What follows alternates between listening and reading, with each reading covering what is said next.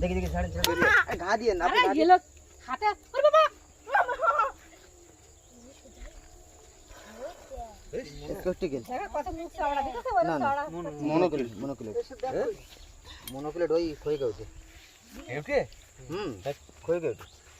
আপনার নাম কি?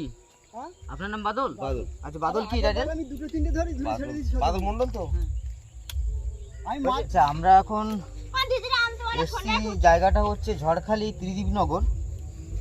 আর এটা হচ্ছে বাদল মন্ডলের, উনি যে আটনটা পাতে বা এই যে খালটা দেখছেন, এই খালে আটন পেতেছিল, ওর মধ্যে একটা মনোক্লেট কোবরার বাচ্চা, এটা হয়তো 1 বছর হয়েছে বাচ্চার বয়স, সেরকম সাইজের একটা বাচ্চা দেখতে পেয়ে উনি ফোন করেছিলেন, সেইখানে চলে আসা এবং এটাকে আমি রেস্কিউ করে নিয়ে যাব। আমিও একটু তাড়াহুড়োর মধ্যে আছি, কারণ এর আগে যে শিবদাসী নতুনহাট যে জায়গাটা আমি এর আগে রেস্কিউ করেছিলাম, সেখানে অটোমেটিক সাপ নিয়ে বাচ্চা বসে আছে, সাপ নিয়ে সেখানটায় রেস্কিউ করতে যেতে হবে। বেশি টাইম এখানে আমি নষ্ট করবো না, কেন এত দূর আমাকে আবার প্রায় 30 কিলোমিটার আমাকে পৌঁছতে হবে। আমি একে রেস্কিউ করে নিচ্ছি। ডাবা বের করো, ছোটো ডাবা বের করো। আচ্ছা আপনি আসেন, আপনার সাথে কথা বলি। এই আগুন পেতেছিলেন কখন আপনি?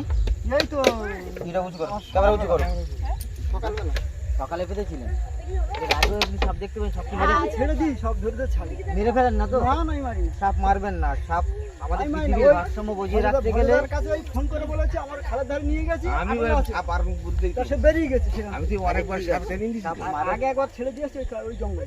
সাপ মারেন না, খুবই ভালো, অসংখ্য ধন্যবাদ যে আপনি সাপ ধরে ছেড়ে দিয়ে আসেন। আমি সাপ মারি কেন, পৃথিবীর ভারসাম্য বজিয়ে রাখতে গেলে, প্লাস আমাদের যে উনি একজন ডাক্তারবাবু, যে হার্ট বা নার্ভের যে ওষুধ তৈরি হয় না, সেটা এই সাপের বিষ থেকে তৈরি হয়।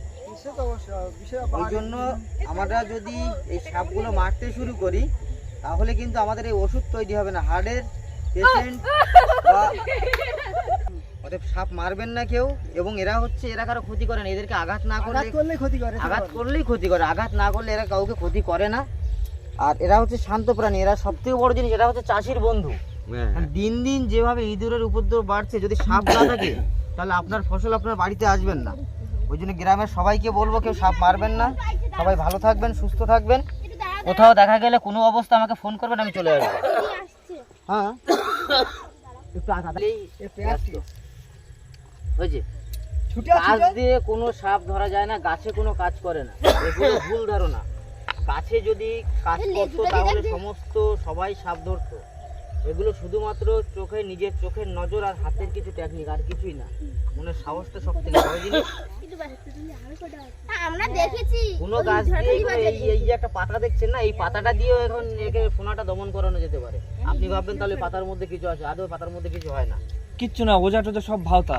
আর যদি কাউকে কোনো সময় সাপে কামড়ায়, প্রথমত 100 মিনিটের মধ্যে বাসন্তী হসপিটাল। কি সাপে কামড়িয়েছিল? কারা বলেনি? হসপিটাল থেকে যদি আপনাকে সাপে কামড়ায়, অবশ্যই বলে দেবে কোন সাপে কামড়িয়েছে। আমার এখান থেকে সপ্তাহখানি আগে আমার সাপে কামড়িয়েছিল,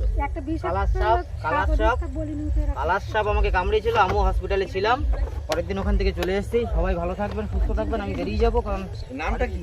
আমার নাম আমার নাম বিপুল মালিক।